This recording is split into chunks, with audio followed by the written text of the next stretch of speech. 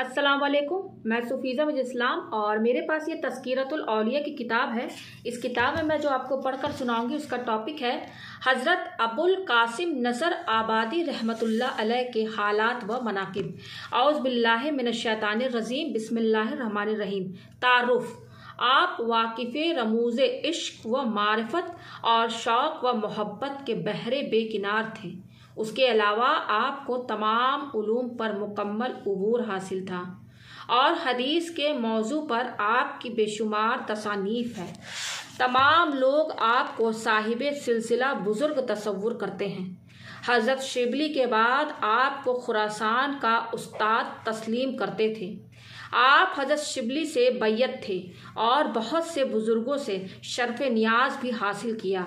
मुद्दतों मक्का मुअज़्ज़मा में मुजावर की हैसियत से ज़िंदगी गुजारी।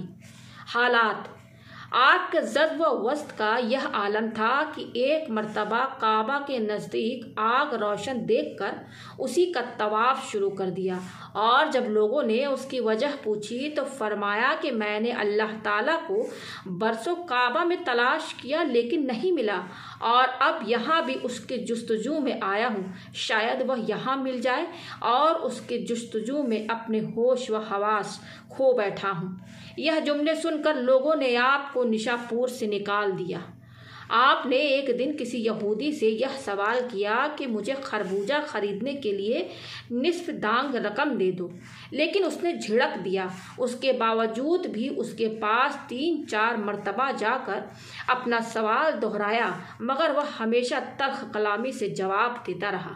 और जब आखिरी बार आपने उससे सवाल किया तो उसने कहा कि तुम अजीब किस्म के इंसान हो, इतनी मरतबा मना कर देने के बावजूद भी अपने सवाल से बाज नहीं आते।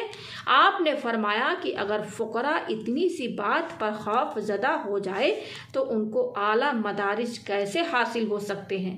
यह कौल सुनकर वह यहूदी खुलूसे कल्ब के साथ मुशर्रफ बा इस्लाम हो गया।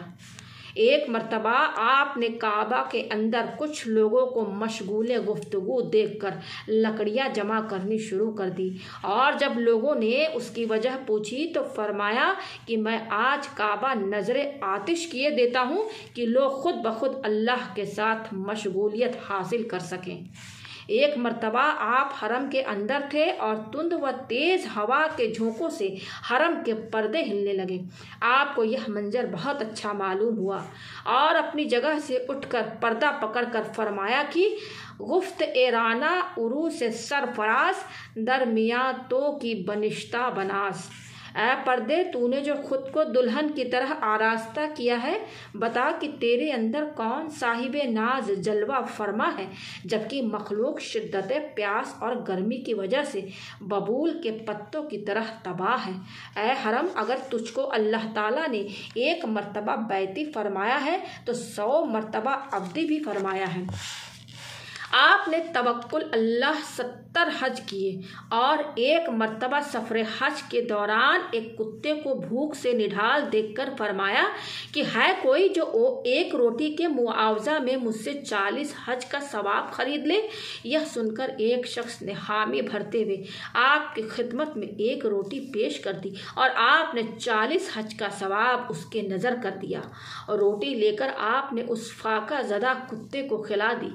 यह क्या सुनने के बाद एक बुजुर्ग ने आपके पास पहुंचकर गजबनाक लहजे में फरमाया कि क्या तूने अपने नज़दीक यह बहुत बड़ा कारनामा अंजाम दिया है, जबकि उसकी अहमियत इसलिए भी कुछ नहीं है कि हजरत आदम ने तो 2 गेहूं के एवज 8 जन्नतों को फरोख्त कर दिया। यह सुनकर आप सरनुगू होकर एक कोने में जा बैठे।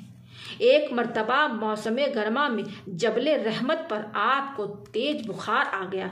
उस वक़्त आपके एक अज़मी दोस्त ने पूछा कि क्या किसी चीज़ को आपकी तबीयत चाहती है। फरमाया कि ठंडे पानी की ख्वाहिश है।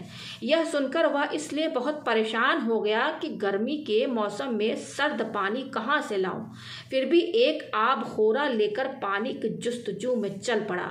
रास्ते में अचानक अब्र आया और ओले पड़ने लगे और तमाम ओले सिमट सिमट कर उस शख्स के पास जमा हो गए।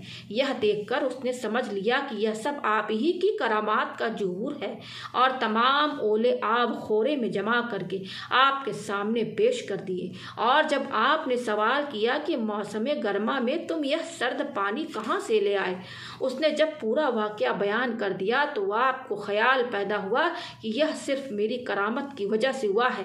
इसलिए नफ्स को मलामत करते हुए फरमाया कि तुझे तो सर्द पानी की बजाय गर्म पानी ही मिलना चाहिए।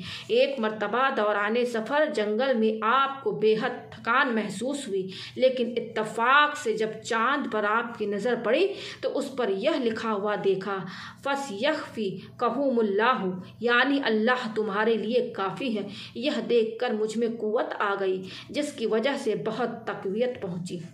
एक मर्तबा आपको खलवत में यह इल्हाम हुआ कि तू बहुत बेहुदा बातें करता है, उसकी सज़ा में हम तेरे ऊपर मुसीबत नाजिल करेंगे। आपने अर्ज किया कि अगर तू मेरी याद गोई की मुखालिफत करेगा तो मैं भी उससे बाज नहीं आऊँगा। फिर इल्हाम हुआ कि हमें तेरी यह बात पसंद आई। आपने फरमाया कि एक मर्तबा मैं हज़रत मूसा के मज़ार की ज़ियारत के लिए हाजिर हुआ तो मैंने हर ज़र्रा खाक से अरीनी की सदा सुनी। आपने फरमाया कि एक मर्तबा सफ़र हज के दौरान मैंने एक को अजियत व बेचैनी के दौरान ज़मीन पर तड़पते हुए देखकर यह कसद किया कि उस पर सूरह फातिहा पढ़कर दम करूं, लेकिन निदा आए कि उसको यूं ही तड़पने दो क्योंकि यह अहले बैत का दुश्मन है। एक मर्तबा आपकी महफिल वअज़ में एक ऐसा शख्स पहुँच गया जो रक्स व सुरूर का माहिर था, लेकिन वह आपसे हद दर्जा मुताशिर होकर इस तराबी कैफियत में घर पहुँचा और अपनी वालिदा से कहा कि मेरी मौत का वक्त करीब है, इसलिए मेरे इंतकाल के बाद मेरी कूबा तो गोरकुन को दे देना और पैराहन गस्साल के सुपुर्द कर देना और सत्तार की मिज़राब को मेरी आँखों में पैवस्त करके यह कहना कि जिस तरह तूने ज़िंदगी गुजारी उसी तरह मर गया। एक मर्तबा लोगों ने आपसे यह शिकायत की कि अली कव्वाल रात को शराब पीता है और सुबह को आपकी महफिल में हाजिर हो जाता है। यह सुनकर आपने सुकूत इख्तियार कर लिया। फिर इत्तफाक से एक दिन वही कव्वाल आपके रास्ते में बदमस्त पड़ा हुआ नज़र आया तो एक मुरीद ने अर्ज किया कि देखिए, यह वह अली कव्वाल है जो शराब से बदमस्त पड़ा है। आपने उसे तानाजनी करने वाले मुरीद को हुक्म दिया कि उसको अपने कांधों पर उठाकर उसके घर पहुंचा दो। चुनांचे उस मुरीद ने बादले नख्वास्ता अपने कांधों पर डालकर उसके घर पहुंचा दिया, लेकिन होश आने के बाद उस कव्वाल ने आपके हाथ पर ऐसी तौबा की कि बाद में दर्जे विलायत तक पहुंचा। इरशादात, आपने फरमाया कि बंदा दो निस्बतों के माबैन महसूर है। एक निस्बत आदम है जो शहवत व आफत का मुजिब होने की वजह से निस्बत बशरियत से ताल्लुक़ रखती है, इसलिए यह निस्बत महशर में मुनक़ता हो जाएगी। लेकिन दूसरी निस्बत जो हक़ ताला से मुंसलिक है और जिसके ज़रिया कश्फ व विलायत हासिल होती है, उसका ताल्लुक़ उबूदियत से है और यह निस्बत कभी मुनक़ता नहीं होती, क्योंकि जब बारी ताला बंदे की निस्बत अपने जानिब मंसूब कर लेता है तो फिर बंदे पर किसी किस्म का गम व खौफ बाकी नहीं रहता और वह इस आयत का मिस्दाक बन जाता है, ला खौफुन अलैकुमुल यौमा वला अंतुम तहज़नून। फरमाया कि खुदा ताला का बार सिर्फ वही लोग उठा सकते हैं जो उसका बार उठाने के काबिल है, जैसा कि हदीस में वारिद है, इन्नल्लाह तआला अफरासन यरकबुहुन्ना ज़मीअन। फरमाया कि जिसने खुद को खुदा के साथ वाबस्ता कर लिया वह फितना व फसाद और वसावी से शैतानी से नजात पा गया, और जिसमें खुदा को याद रखने की सलाहियत व कुदरत होती है वह कभी परेशान नहीं होता। फरमाया कि उलूम ज़ाहिरी के ज़रिया मुरीद को रास्ता दिखाने के बजाय उलूम बातनी से तरबियत देनी चाहिए। फरमाया कि जब बंदे पर मिन जानिबिल्लाह कोई शय वारिद होने लगे तो उसके लिए फिरदौस व जहन्नम को नज़रअंदाज कर देना ज़रूरी है, और जब इस हाल से वापस हो तो हर उस शय को अजीज़ ख्याल करे जिसको अल्लाह ताला ने इज़्ज़त अता की हो। फरमाया कि मुआफ़िकत अम्र नेक है और उस अम्र की मुआफ़िकत उससे भी अफजल है, और जिसको खुदा की मुआफ़िकत हासिल हो जाती है वह कभी उसकी मुखालिफत नहीं करता। फरमाया कि जब अल्लाह ताला ने आदम की सिफत से आगाह करना चाहा तो फरमाया असा आदमु रब्बुहु, और जब अपनी सिफत बयान करनी मकसूद हुई तो फरमाया इन्नल्लाह इस्तफ़ा आदमा। फिर फरमाया चूँकि अस्हाबे कहफ बिला वास्ता खुदा पर ईमान लाए इसलिए वह जवां मर्द कहलाने के मुस्तहिक है। फिर फरमाया कि अल्लाह ताला गयूर है और उसकी गैरत का तकाजा यह है कि जब तक वह किसी को तौफीक दुआ ना करे उसकी जानिब मुतवज्जे नहीं हो सकता। फरमाया कि मसनूआत का वजूद ही साने को दलील है। फिर फरमाया कि तबाय सुन्नत से मारिफत, अदायगी फ़र्ज से कुर्बत और नवाफिल से मोहब्बत हासिल होती है। फिर फरमाया कि जो शख्स खुद अपने नफ्स को मुअद्दब ना बना सके उसको वाकिफ़ अदब नहीं कहा जा सकता, और जो कल्ब के आदाब से ना आशना हो वह कभी अदब से वाकिफ़ नहीं हो सकता, और जो अदब रूह से ना बलद हो उसको कभी कुर्ब हासिल नहीं होता। एक मर्तबा लोगों ने अर्ज़ किया कि बाज़ मर्द औरतों की सोहबत में बैठकर यह दावा करते हैं कि हम उनको देखने के बावजूद भी मासूम हैं। आपने फरमाया कि जब तक नफ्स मौजूद है उस वक़्त तक अवामीर व नवाही की पाबंदी ज़रूरी है और उससे किसी को भी बरी उज़्ज़मा करार नहीं दिया जा सकता, और ऐसे मकामात पर कभी ढिठाई से काम ना लेना चाहिए जब तक हुर्मत से रूगर्दा ना हो। फिर फरमाया कि आमाल सालिहा यह है कुरान पर अमल पैरा होना, ख्वाहिशात और बिदआत को तर्क कर देना, मुर्शिद के इत्तबा करना, मखलूक को माजूर ख्याल करना और औराद वज़ाइफ पर हीला जोई ना करते हुए मुदावमत के साथ पाबंद रहना। एक मर्तबा लोगों ने पूछा कि जो औसाफ मुर्शिद में होने चाहिए क्या वह आप में मौजूद हैं? फरमाया कि नहीं, उनके छूट जाने का गम व हासिल करने का अफसोस है। फिर लोगों ने सवाल किया कि आपकी करामतें क्या हैं? फरमाया कि अहले नम्र आबाद ना तो पागल कहकर मुझे वहाँ से निकाल दिया, निशापुर में मैं पहुँचा तो वहाँ भी यही सुलूक किया गया, बगदाद में हजरत शिबली की खिदमत में रहा और चंद ही साल में 2-3 हज़ार अफराद वासिल इल्लल्लाह हुए, लेकिन मेरा जिक्र नहीं आया। लोगों ने सवाल किया कि आपकी इज्जत क्या है? फरमाया कि मिंबर पर से इसलिए उतारा गया कि उसकी मुझ में अहलियत नहीं थी। फिर पूछा गया कि तकवे की क्या तारीफ़ है? फरमाया कि माँ सिवा अल्लाह से गुरेज करने का नाम तकवा है। फिर पूछा गया कि हम आपके अंदर खुदा की मोहब्बत का असर नहीं पाते? फरमाया कि तुम सच कहते हो, लेकिन मैं आतिश मोहब्बत में जलता रहता हूँ। फिर फरमाया कि अहले मोहब्बत का खुदा के साथ एक ही सा हाल रहता है, अगर आगे कदम उठाए तो गर्क हो जाए और अगर पीछे हटे तो नादिम हो। फिर फरमाया कि राहत अताब से लबरेज ज़र्फ है।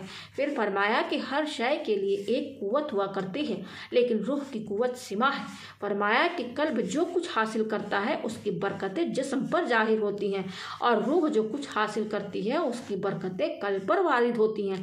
फरमाया कि जिस्म बंदे के लिए एक कैद खाना है और जब तक वह उससे बाहर नहीं आ जाता सुकून हासिल नहीं हो सकता, और नफ्स के ज़ल्लत जिस्म की कैद से नजात अता कर देती है।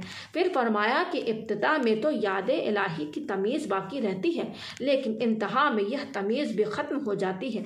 फिर फरमाया कि तसव्वुफ़ नूर इलाही में से एक ऐसा नूर है जो हक़ की दलील हुआ करता है। फरमाया कि रज़ा बंदगी के जानिब मायल करती है और खौफ मासियत व नाफरमानी से दूर कर देता है, और यही खुदा के रास्ता के लिए मुराकबा है। फरमाया कि ज़ुहाद को कत्ल से बचाकर उब्बाद का खून गिराया गया। हुज़ूर अकरम सल्लल्लाहु अलैहि वसल्लम ने फरमाया कि कुछ कब्रिस्तान ऐसे भी होते हैं जिनके चारों कोनों को मलाइका उठाकर उनमें दफन शुदा लोगों को बिला हिसाब व किताब जन्नत में भेज देंगे, और उन्हीं में से जन्नतुल बकी का कब्रिस्तान है। इसलिए हज़रत अबू उस्मान ने अपनी कब्र वहाँ खुदवा रखी है। और एक दिन हज़रत अबू कासिम का वहाँ से गुज़र हुआ तो पूछा कि यह किसकी कब्र है? लोगों ने बताया कि अबू उस्मान ने अपने लिए खुदवाई है। आपने फरमाया कि मैंने तो ख्वाब में यह देखा है कि जन्नतुल बकी के मुर्दे हवा में परवास कर रहे हैं। और जब मैंने उसकी वजह पूछी तो बताया गया कि जिस शख्स में यहाँ के मरातिब की अहलियत नहीं होती उसको अगर यहाँ दफन भी कर दिया जाए, जब भी मलाइका उसको यहाँ से दूसरी जगह मुंतकिल कर देते हैं। और जब आपकी मुलाकात हज़रत अबू उस्मान से हुई तो आपने फरमाया कि तुमने बकी में अपने लिए जो कब्र खुदवाई है उसमें तो मैं दफन हूँगा और तुम निशापुर में वफात पाओगे। चुनांचे कुछ ही अरसा के बाद अबू उस्मान को लोगों ने वहाँ से निकाल दिया और वह वहाँ से बगदाद फिर रहे। उसके बाद निशापुर पहुँचकर वफात पा गए और हीरा में मदफून हुए। मुसन्निफ फरमाते हैं कि इस ख्वाब के सिलसिला में इख्तलाफ है। बाज़ लोग कहते हैं कि यह ख्वाब हज़रत अबुल कासिम ने नहीं बल्कि किसी और ने देखा था। वफात उस्ताद इसहाक जाहिद खुरासानी अक्सर मौत का जिक्र करते रहते थे, लेकिन आपने उन्हें मना करते हुए फरमाया कि मौत के बजाय मोहब्बत का जिक्र किया करो। लेकिन आपने अपने इंतकाल के वक़्त एक निशापुरी बाशिंदे से जो उस वक़्त आपके सरहाने मौजूद था फरमाया कि जब तुम निशापुर जाओ तो उस्ताद इसहाक से कह देना कि जैसा तुम बयान करते थे वाकई मौत बहुत सख्त व दुश्वार शय है। आखिरकार आप उस कब्र में मदफून हुए जो बकी में अबू उस्मान ने अपने लिए तैयार कराई थी। किसी ने इंतकाल के बाद आपको ख्वाब में देखकर हाल पूछा तो फरमाया कि अल्लाह ने मुझ पर ऐसा एताब नहीं किया जैसा दूसरे ज़बरदस्त किया करते थे। अलबत्ता यह निदा ज़रूर आई कि ऐ अबुल कासिम, विसाल के बाद जुदाई की है। मैंने अर्ज़ किया कि ऐ अल्लाह, मुझे लहद में रख दिया गया, अब तो अहद तक पहुँचा दे।